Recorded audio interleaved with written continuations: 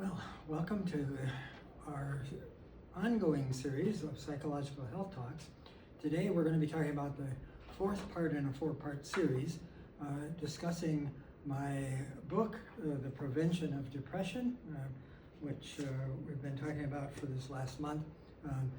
Once again, the book is available at stress management clinics on 2514 South 102nd Street in West Dallas, suite number 275, if you're interested.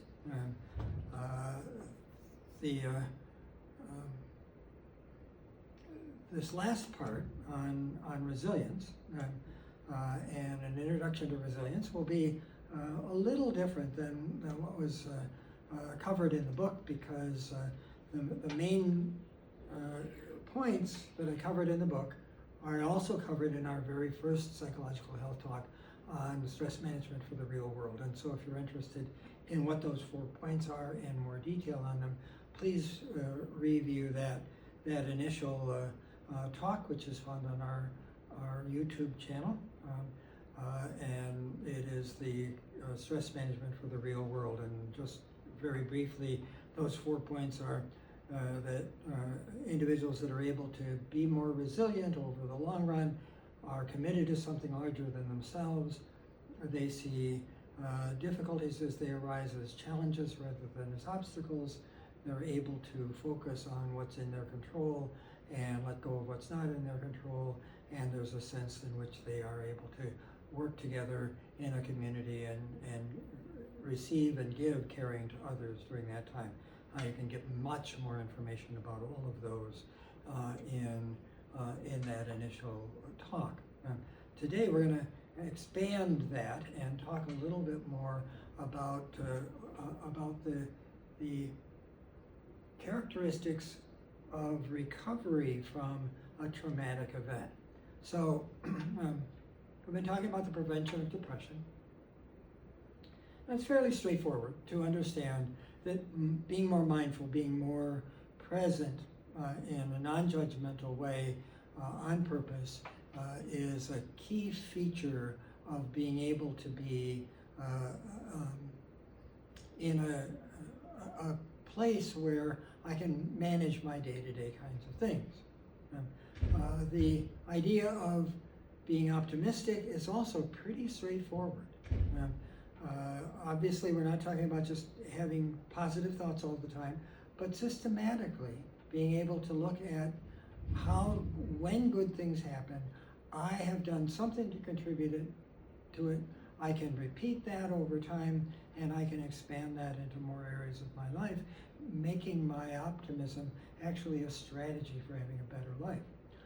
Those things being said, it would be unrealistic to believe that we can go through our entire life and not have difficult circumstances that arise, to not have even traumatic circumstances that arise. And it's that makes resilience a key feature in this, because if we have difficult circumstances and traumatic circumstances, which is part of the human condition, it is how we respond to those things that make a difference. And here's an example that I often use. I'd like you to think for a moment of somebody that you would consider a hero. Now, this can be some figure in history. It can be a person that you know, a person that you're closely connected with. But you would look at this person and you say, that person is a heroic figure. Give you just a second to get a clear picture of a person like that in your mind. Now, let me ask, is that person for you a hero because everything was smooth in their life and they never had any trouble that they had to deal with? And the answer is of course not. We consider those people to be heroes are those people who have had things in their life that have been very challenging. and somehow they've arisen to meet those challenges and continue to live their lives with integrity and purpose. The circumstances of our life don't determine who we are. It's who we choose to be within those circumstances that make us who we are. So, we have things that are traumatic events in our lives, and we're going to talk about some of them. One of the things, though, that we see is that when traumatic events happen in our lives, there are essentially two pathways that might occur. The first one is that there's post-traumatic stress, and it gets a lot of press now. We hear a lot about post-traumatic stress. In my work, I work with people who meet criteria for what we call a post-traumatic stress disorder. There are people in our field who specialize in working with people who have been through trauma. So post-traumatic stress is real, and we'll just trace very briefly. There wasn't much attention to this reaction throughout most of human history. In fact, the first mention that we have of some kind of reaction to a traumatic event that affected somebody's psychology didn't occur in the literature until 1889. It was written by a German who, by the name of Hermann Oppenheim, who wrote a book. We're going to translate it into English because I don't know German. The English translation of the title of his book was The Traumatic Neurosis. It was published in 1889. It didn't get a lot of focus, but it kind of put that out there. Now, as we trace that pattern through, we see that then one of the things that happened in World War I was that it was very clear that there were some percentage of soldiers in that very intense and very difficult war who seemed to have a psychological reaction to the close fighting, the trench warfare, the chemical agents that were being released, and they called it shell shock. And they would try to remove those individuals from the front lines, give them time to recover, and then send them back. In World War II, we used a different term for it. It was called battle fatigue. And that battle fatigue was the term that was used in World War II and the Korean War and subsequent conflicts. It wasn't until 1980 that the term post-traumatic stress disorder was introduced in the Diagnostic and Statistical Manual, 3rd edition, which is the manual that people that are doing psychotherapy and psychiatric treatment use to help them to understand what diagnostic criteria there were. And that diagnostic criteria initially appears in 1980 in the DSM-3. It has been revised with each version. We're now on DSM-5, and so each version has had some updates to that. But there's a lot of attention to post-traumatic stress. There also is the possibility of post-traumatic growth. And we're going to spend a little bit of time talking about that as we go through today. But essentially, one of the things that we see is that at least for a percentage of people, and we're going to talk about some of these percentages in just a minute, at least for a percentage of people, these events, traumatic events, very difficult events, very disruptive events, as we take a little bit of a longer view, end up triggering in that person growth. They actually look at their lives and they say, after that event, I made some choices and some decisions in my life, and I'm better than I was before. Now, sometimes this gets gets said in a way that's kind of incorrect and certainly not very helpful, in which people will sometimes say the traumatic event caused my growth, or somehow that traumatic event was, and I'm going to say this, some of you might be offended by this, but hang with me for a minute, that event was sent by God to wake me up so that I could be a better person. What I'm going to argue with that is, I don't believe, you can have a different belief if you like, I don't believe that horrible things are sent by God. I think that where God would work is in how we choose to be in reaction to that traumatic event, rather than the event itself being somehow a gift in some kind of spiritual context.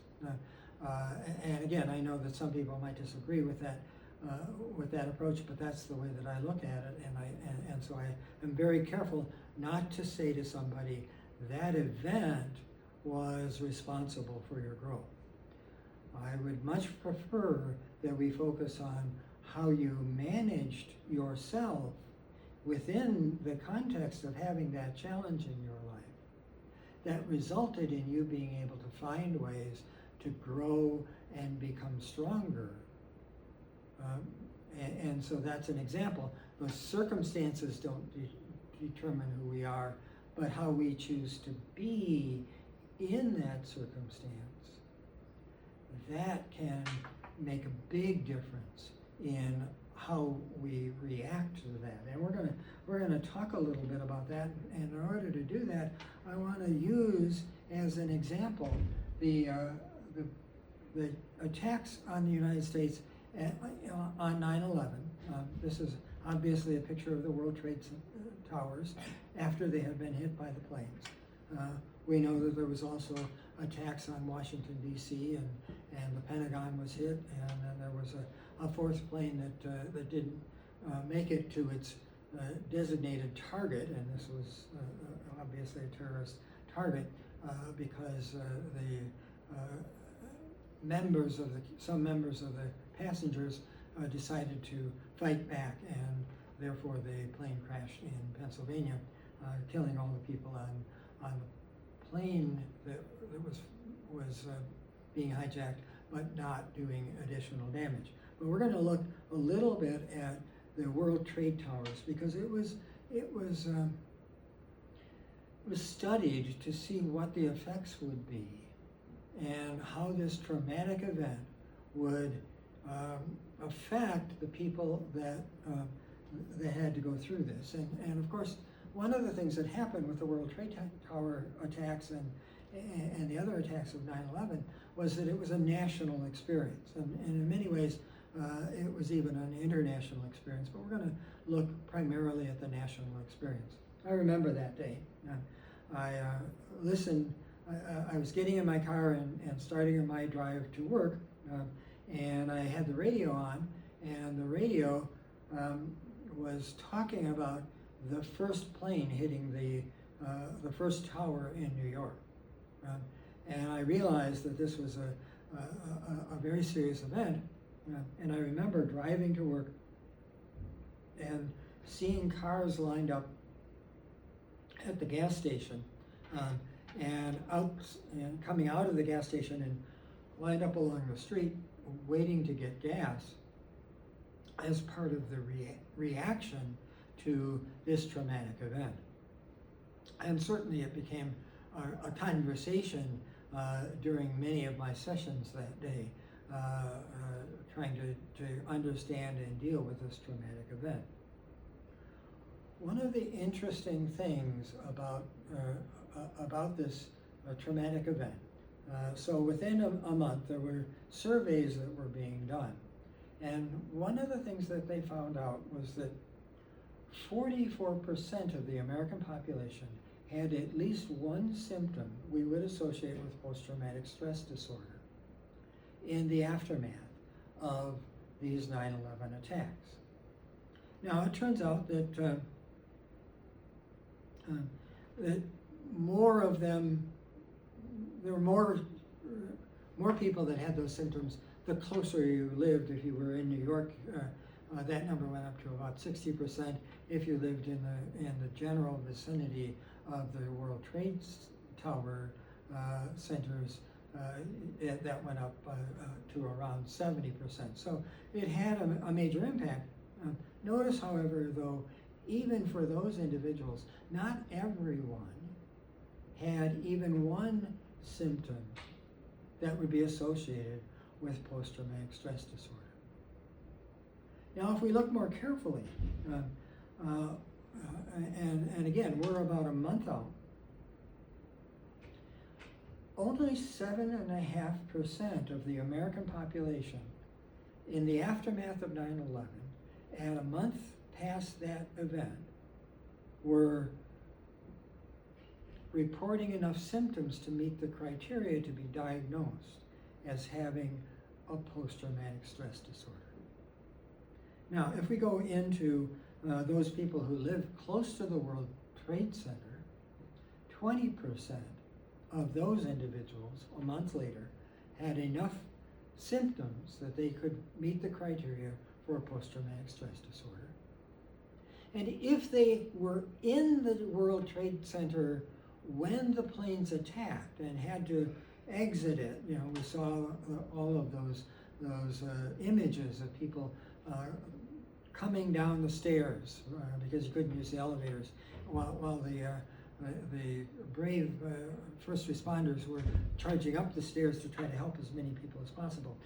30% of those that were in the World Trade Center a month later had diagnosable enough symptoms to diagnose them with post-traumatic stress disorder. Now, that's an interesting outcome, because that means that 70% of the people in the World Trade Center a month after the attacks, 70% of them did not have what we would be able to diagnose as a post-traumatic stress disorder. Within 6 months of the attacks, less than 1% of the population still had enough symptoms to be diagnosed as having a post-traumatic stress disorder. This means that there's something going on that we need to pay attention to. And that is that the normal reaction to being involved in a traumatic event is to recover from it. Let me say that again because it's important. The normal reaction to being involved in a traumatic event is to recover from it. It doesn't mean that everybody does, and I'm not trying to blame the people that have significant symptoms and sometimes enduring symptoms for a very long time. There are lots of factors that go into why it is that some people end up with a diagnosable post-traumatic stress disorder and who need treatment for it. And those people who don't have those symptoms are now able to go on with their life. Now, I will tell you that the majority of people that I've met that do meet the criteria for a post-traumatic stress disorder, who have had an extraordinary difficult circumstance where their life has been threatened, or they've had to deal with something that's incredibly difficult, and they are coming in for treatment, and they are coming in to try to manage those things. Those are people that I would consider to be extraordinary heroes. Heroic doesn't mean you get to float through your life and nothing affects you. Heroic means that you are brave enough to try to manage and work with whatever the circumstances of your life are. Probably the most common question I get, obviously, as you can see by my white hair, I've been doing this for a very long time. One of the most common questions I get is, how can you do this work all the time? You're just listening to people come in and complain about their lives, and you must get really tired of this. And the reality is that that's not what I hear at all. Every day,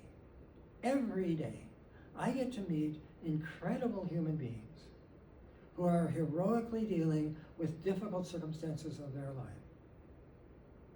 who are trying to find ways to stay true to themselves, to stay true to the people that they love, to find a way, a pathway forward in their life and not let themselves be defeated by the difficult circumstances of their life. There isn't a day that goes by that I'm not inspired by some of the stories that I hear from the people that I work with on a day-to-day basis. That is the true story of resilience. About 2/3 of individuals who have had extraordinary trauma in their life recover on their own and are able to go on with their lives, able to find joy and happiness and purpose in their lives, because the normal reaction to trauma is to be resilient. Of those 1/3 that need help, most of them are also able to recover. And while they still may have difficult circumstances in their lives, they are able to find joy in their lives, and they're able to find ways to make sure that their lives have purpose and meaning and that they can take care of their loved ones. So I want to talk a little bit about some of the key factors that help us with resilience. So I want to have you think about this. What we know is that our physical bodies are quite good at repairing themselves when there's damage. In fact, if I get a cut on my finger and I keep it clean and I put a Band-Aid on it so that it can be protected a little bit, within a day or two, it starts to form a scab. And within a day or two after that, the scab disappears and the finger is completely as if that cut never happened. That's the normal response of our bodies. And that's why we can't really talk about our human bodies as machine-like, or even our brains as computer-like, because machines and computers don't repair themselves when there's some kind of damage. But our bodies do repair themselves, and it turns out that our brains do too. So, like I said, I've been at this for a long time. And one of the things that I was taught in my doctoral program was that we're born with a certain number of brain cells. And over the span of our lifetime, brain cells that we don't use much get thinned out. We lose those brain cells, and then our brain gets more and more efficient. And then as our time goes on, our task is to lose as few brain cells for as long as possible so that we can stay functional for as long as possible. Turns out that that's not true. Our brains are always repairing themselves. We have what's called a neurogenesis. New brain cells are being born and being created in our brains throughout our entire lifetime. Now, it is the case that when we're younger, those brain cells are being born more rapidly than as we get older. But even into our 80s and 90s, if we are paying close attention, we are getting some new brain cells. And so our brains are constantly choosing to repair themselves. And there are several things that we can do that make sure that this process actually is as beneficial as possible. So the first thing that people do when they are being resilient is that they allow themselves to become aware. It turns out that if I'm having a traumatic event and I try to completely block it out, it's not really helpful for me. It also isn't helpful to get stuck thinking about it over and over and over again. That's one of the symptoms, of course, that we talk about in post-traumatic stress disorder, where that thought about the event gets stuck and it keeps replaying and replaying, and it sometimes comes up in flashbacks or nightmares or things like that. We're not talking about that. We're talking about the initial awareness. I'm aware that something difficult is going on in my life, perhaps traumatic, and by being aware, then I can muster the resources within me that I need to be able to respond to it. There might be times later on where I might suppress those thoughts, and other times when I need to be more aware of them. But that awareness, not completely eliminating it from our conscious experience, is an important part of being able to recover when we have a traumatic event occurs. The second thing that happens that is something we underestimate is that there's a kind of a flexibility of responding. And this is one of the reasons why it's hard to say, do step 1 and then step 2 and then step 3 and step 4 and then you'll recover. Because one of the things that happens when we are recovering is that we need the flexibility to do the thing that needs to be done at this moment in time, in this circumstance. And that might and probably will change in this other moment of time, in this other circumstance. So if we take a physical analogy, when we've got a wound of some sort, one of the things that our immune system does is it creates inflammation. That inflammation is part of what happens to help the wound not become infected. When that inflammation initially occurs, it is part of the healing process. It can get stuck, and when it becomes chronic inflammation, it becomes a problem. In the same way that by being aware initially is really helpful, but if it gets stuck, it becomes a problem. We can think of rumination as kind of the inflammation of our thoughts. There are thoughts that got stuck and they're not moving. The flexibility allows us to adjust to the circumstances. So the 9/11 trauma was an event that occurred, but it wasn't an ongoing everyday event. It was an event that occurred, and then other aspects of our life still needed to be attended to. Somebody that's had a tremendous other kind of experience, like a major heart attack or something like that, you have that event, and then there are still other events in your life that are occurring that you have to adapt to and adjust to. That flexibility becomes an important part of how we recover. The third element is that we have a sense of community. Turns out that one of the reasons that human beings are such a successful species is not because we are so good at competing with each other, but because we're so good at cooperating with each other.